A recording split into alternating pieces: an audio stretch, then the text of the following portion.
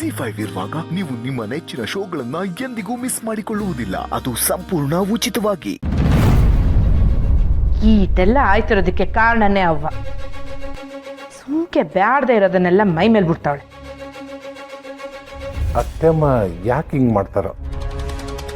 ಇನ್ಯಾಕೆ ರಾಧನವ್ವ ಸಸಿಕಲಾ ತ್ಯಾಪ್ ಮಾಡಿದ್ದಕ್ಕೆ ರಾಧನ್ ಮ್ಯಾಕು ಕೆಸರು ಎರಚ್ತಾವಳೆ.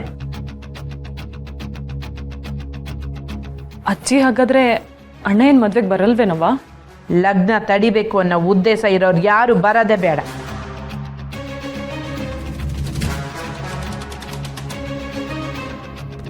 ಅತ್ತೇನೆ ನನಗೆ ಬೇಡದಿರೋ ವಿಷಯನೆಲ್ಲ ಕಟ್ ಮಾಡ್ತಾ ಇದ್ದಾರೆ. ಈಗ ಆಗ್ತಾ ಇರೋದೆಲ್ಲ ನನ್ನ ಒಳ್ಳೇದಕ್ಕೆ.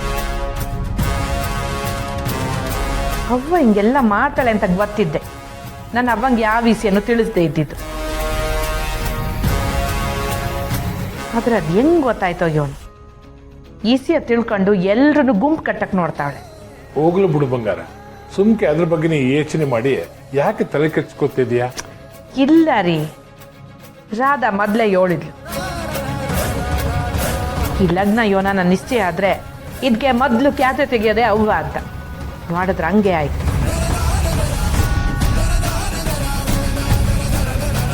ರಾಧಾ, ಇದರಿಂದ ನಿನ್ನ ಮನಸ್ಸಿಗೆ ನೋವಾಗಿದ್ರೆ ನಾನು ನಿನ್ನ ಸಮಯ ಕೇಳ್ತೀನಿ.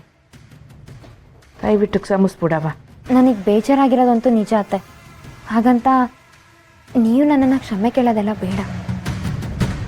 ನಮ್ಮಮ್ಮ ಮಾಡಿದ ತಪ್ಪಿಗೆ ನಾನು ಶಿಕ್ಷೆ ಅನುಭವಿಸ್ತಿದ್ದೀನಿ. ನಾನು ಎಷ್ಟೇ ಒಳ್ಳೆಯವಳಾದರೂ ಇದೊಂದು ಕಪ್ಚುಕ್ಕಿ ನನ್ನ ಬೆನ್ನು ಬಿಡದೆ ಕಾಡ್ತಿದೆ. I am so sorry Radha. ನನಗೂ ನಿನ್ನ ಬಗ್ಗೆ ಅದೇ ಥರ ಅಭಿಪ್ರಾಯ ಇತ್ತು.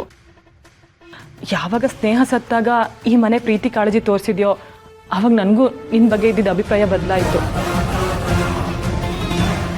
ಈ ಮನೆಗೆ ನೀನೇ ಸರಿಯಾದ ಸೊಸೆ ಅಂತ ನನಗನ್ನಿಸ್ತಾ ಇದೆ.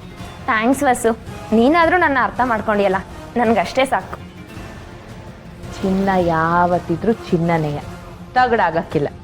ಈ ಸುಮ್ಕೆ ಯೋಚನೆ ಮಾಡಬೇಡ.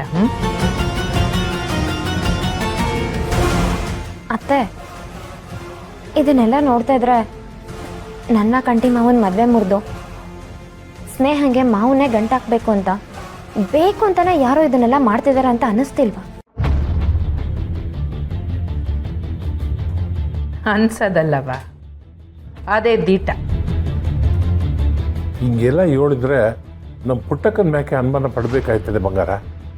ಪುಟ್ಟಕ್ಕ ಅಲ್ದೆ ಹೋದ್ರು ಯಾರೋ ಈ ಕೆಲಸ ಮಾಡ್ತವ್ರೆ ರೀ, ಅದಂತೂ ದಿಟ್ಟ.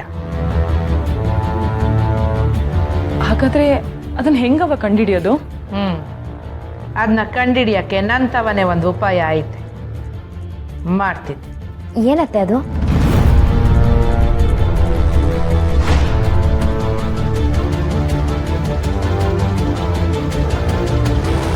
ಜಿ5 ಆಪ್ ಡೌನ್ಲೋಡ್ ಮಾಡಿ ಎಲ್ಲಾ ಸಂಚಿಕೆಗಳನ್ನು ಸಂಪೂರ್ಣ ಉಚಿತವಾಗಿ ನೋಡಿ.